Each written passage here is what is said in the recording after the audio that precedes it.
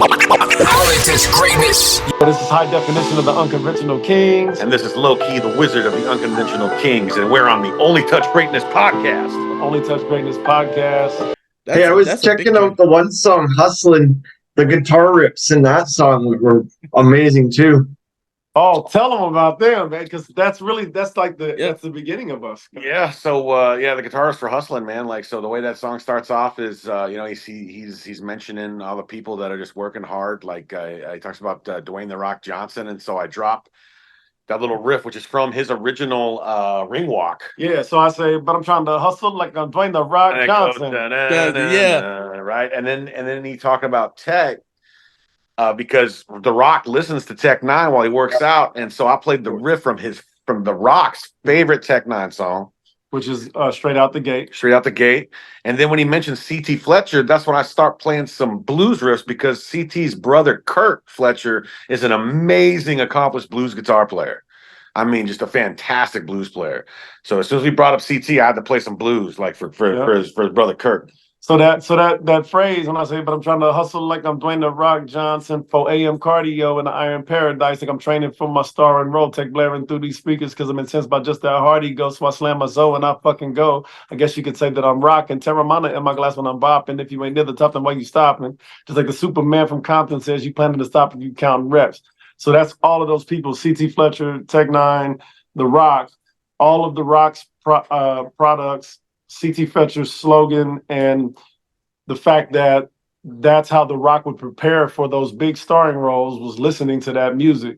So he tailored all of those to those moments. He also does the same thing in the second verse. And then in the third verse, when I'm talking about getting away from Kansas City, he, instead of me doing ad libs like typical rappers do, I don't do ad libs. He plays through the guitar what my ad lib sounds like to him there. So like in Ashes in the Wind, when I say something sad, somehow or another he can just play that through the guitar and without me having to go in and say something. Yeah, when on the third verse of Hustlin' is when you start talking about leaving Kansas City. Mm-hmm. Now, back in the day, in the old black and white films, they used to have these music scores when they had little traveling montage they would call transportation. The music was just called Transportation, and they have those little like little hustles while people are moving in like little streetcars and crap like that. That's what I mean. We can go deep, we can go deep into like every little thing, every little nook and cranny of the song. But yeah, that's why when he started talking about leaving, I was like, I got to give him that flow. And then I'll say this too. Like the Clear and Conjure album is probably one of my favorite ones. Like we didn't even really get to talk about that last time I was here. But we definitely need to we need to get some shows together, and I definitely want to be around, you know what I'm saying, y'all a whole lot more. I want more people to know about y'all music. I do got to dip, but before I dip, there is one other thing that I wanted to say. Low Key has messed up leftovers for me. For the rest of my life, nobody can ever. Is the margarine on the back of Holly Berry? No. He made something make so much sense to me, and now I can't see it. You know how they say like, once you see it, you can't go back. Yeah. It's an insult. It's an insult. Tell him about that. Hey, I love you, brothers. Tell him about. Hey, love, peace, and hair grease. Hey, love you too. Hey, tell cousin said hi too. Merry Most definitely. Oh, and I'll call her too. For sure. Before I go though, man, like you gotta let them know the whole philosophy on this leftovers. So the reason why we called them leftovers, right, was because if people bring you food in a Tupperware, right? If it's like, hey, it's the holidays, I'm gonna swing by your place and I'm gonna bring this food in a Tupperware for you. I would probably uppercut that shit right into your face because I'd be like, oh, what? I'm not good enough to sit at a table with your family? Yeah. That you're going to bring me a Tupperware with some food in it? I can't sit down and enjoy everybody's company? But what if you're busy? Right? Yeah. And so now, if you're going to bring Billy some food in a Tupperware, just wear a vest. Oh, man. Wear a vest. Yeah, I promise I'm snapping. Loki said it got to be a fresh dish. Ain't nobody touched it yet. Yes, yeah, I gotta be sitting at your table It ain't delivered with you, with the family, man. That's okay. So, hey, man, but good to see you, man. Good to see you, Peace, Billy. y'all. Peace, y'all. Good to Love see y'all. you. Love you, brother. Hustling. You I know we're proud of you, bro. Oh, for sure, for sure. I appreciate y'all, man. Peace. Be well, man. Peace. Yeah, hustling, man. Hustling was a important song because if you look at our logo, man, if you look at the logo, the U and the K, obviously Unconventional Kingz, right? This shirt doesn't have it on there, but on our normal shirts, the AZ, the K, and the C will all be a different color because I'm from Kansas City, he's from Arizona, right? We have a microphone and a guitar because predominantly that's what I'm doing. Predominantly, this is what he's doing up until this point, even though he got a bunch of songs coming. But the mic and the guitar and the way that they interact with the two of us is part of the concept of what Unconventional Kingz are musically. So that song being that I'm rapping and he's using the guitar as his voice on the song. I mean, we have a lead single as a group that doesn't have his voice on it as in the, he's singing the hook, but he's not saying anything other than the hook, just hustling. So the fact that he could make his presence felt on a song like that and have you guys asking us a question about the guitar riffs is, I'm sure, fucking kudos. It stood out to me. It stood out to me today while I was listening at work to it, and I was gonna say I wrote it down. I was like, "Oh, I gotta ask about that." So,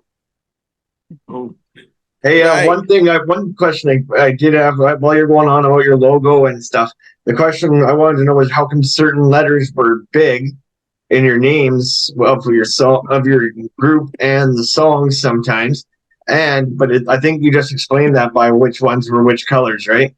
Yep, AZ and KC. We try to capitalize them and everything. Now we're starting to run into issues, and I just got told this by the label that certain DSPs, it will confuse them if we put capital letters in the middle of the name.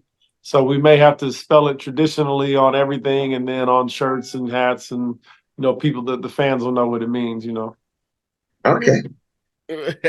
Yo, so it's crazy, right? Because I was talking about y'all's first show, like over there in with Bone Thugs. How's it, having your first, I'm saying, first live event with Bone? And did you catch anything like while y'all was like anything that teach y'all on that? You know what I'm saying? Just that first go around. There's two things. At least I know there's one thing that I'll say. Two things you learn about Bone Thugs and Harmony is that at a Bone Thugs and Harmony show, everybody knows the words to the songs. They know the words to the songs, the fast words, the slow words, the words that they don't know what the words really are. They got their own version of that word. They got that word memorized, whatever it might be. They still use it. So I learned that from them. I learned that that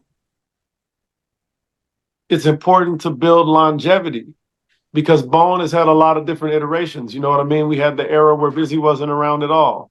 We had the era where Busy was almost like a front man to the group. You know what I mean? We've had members that, they're able to do shows without members sometimes, but it's because they have built a true fan base, like what you see with Tech N9ne. Like Bone is really interesting in the fact that they were able to take that and go to the mainstream, you know what I mean, and have diamond albums and stuff like that. So you can see that effect. And when we were coming out of COVID, and they had a show at the Marquee Theater in Arizona, and Busy wasn't going to be there and all that kind of shit. And we found out we was on that show. We didn't know what we was going to expect. It was over 1,500 people at that show. Yeah. I mean, it was packed out. So you just learn, give your fans something that they can really, really connect to. And 20 years from now, they'll still be standing there and that motherfucker singing it if they're alive. I mean, I was only focused on learning one thing that night because I've been playing in bands pretty much my whole life, performing on stage and stuff. And we were opening up for Bone, and this dude never done it before. So that was the only thing that I was looking to find out was if my guy was ready. And he sure as shit was. Yeah, I forgot he was ready. Let me tell y'all, I never rapped before that. He had never rapped on a stage in front of people. I had never had a microphone before on the stage. Yeah, never had a microphone and rapping his own lyrics, man. That was the first time ever. Hey, that's nothing like coming out. That's like in a sports killed wise, me. that's like coming out and scoring on your rookie game and burying one top shelf or something. Yeah. We went out there with no live vocals. Now I'll say this, man. He low key was committed to coming over there and rehearsing with me, really like 5 nights a week for hours upon hours. I mean, we'd go through the set, a 25-minute set. Our first set we ever did in front of fans was 25 minutes long with no live vocals, and with transitions and all of that. And he rehearsed with me for weeks on end, hours and hours and hours to figure out just how to get syncopated on stage and where I needed him to catch a word for me and all of that kind of stuff. So, but it had to be nerve-wracking because, like you said, he picked the guitar in front of people plenty of times. That was the first time I ever walked out and people were anticipating something that I had to say on the stage.